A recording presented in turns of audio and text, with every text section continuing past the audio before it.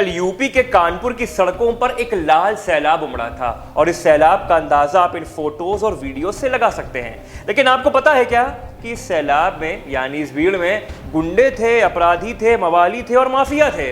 अरे भाई, मैं ऐसा नहीं कह रहा हूं, ऐसा मानना है हमारे प्रदेश के यशस्वी उप मुख्यमंत्री केशव प्रसाद मौर्य जी का।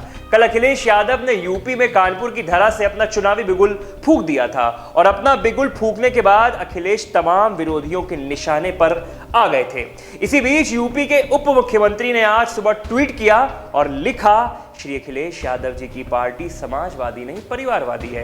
प्रदेश की जनता ने सपा के विजयी रथ को पराजित रथ में बदलने का मन बना लिया है। सपा के समर्थन में निकल रहे गुंडों, अपराधियों और माफियाओं को देखकर जनता को भय लग रहा है। जब मैंने सुबह ये ट्वीट देखा तो मैं बहुत डर गया, क्योंकि भाई अगर सपा की सरकार आ जाएगी तो गुंडों की बयार आ जाएगी और अगर मैं कुछ सपा के खिलाफ बोलूंगा तो सपा के गुंडे कहीं मुझे मारेंगे तो नहीं। लेकिन तभी एक महोदय मिले और बोले, तुम डरो मत, प्रदेश में अपराधी मुक्त सरकार है और बाबा जी एवं केशव जी की सरकार है, तो डरने की कोई जरूरत नहीं है। मैं ये सुनकर बहुत खुश हुआ और बोला, मनी मन जय भाजपा तय भाजपा, और अपने दिमाग में गुनगुनाते हुए अपने कार्यालय आ गया। मैं केशव जी के ट्वीट से काफी प्रभावित था क्योंकि मुझे उनकी बात सही लग रही थी। तभी मैंने थोड़ा केशव जी और उनकी ही पार्टी के विधायकों के बारे में जानने का प्रयत्न किया ताकि मैं इनके सुशासन का उदाहरण देकर सपा को इनकी ही भाषा में जवाब दे सकूं। लेकिन जब मैंने रिसर्च की तो मैंने पाया कि सुशासन का दावा करने वाली पार्टी के सबसे ज्यादा विधायकों के ऊपर आपराधिक मुकदमे दर्ज हैं।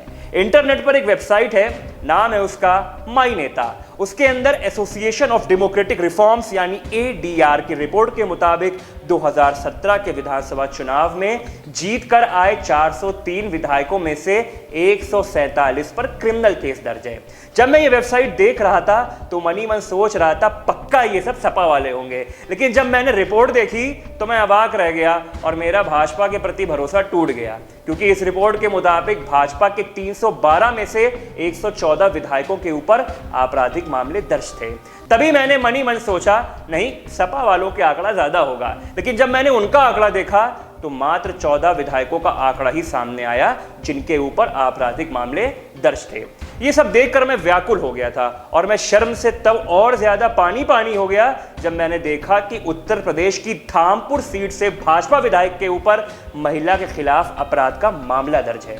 ये सब अध्ययन करने के बाद मैंने सोचा कि लाओ अब मुद्दे की तह तक जाता हूं और पिछले चुनाव यानी 2017 के चुनाव के आंकड़ों को खंगालता हूं।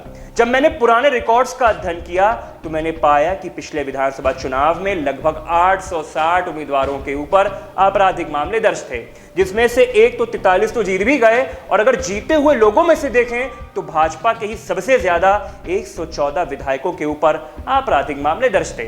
ये सब देखने के बाद मुझे लगा कि केशव जी से शायद कुछ आंकड़ों के हिसाब से भूल चूक हुई हो। फिर मैंने केशव जी के बारे में पता करने का सोचा और उनका चुनावी हलफनामा खंगाला।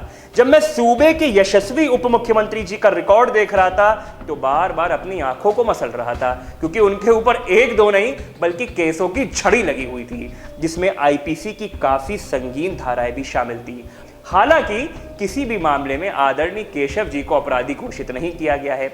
ये सब कुछ देखने के बाद मैं काफी विचलित रहा और सोचने लगा गंभीर मुद्रा में कि आखिर सबसे ज्यादा अपराधी किसकी पार्टी में है, ये सपा वालों की या ये भाजपा वालों की।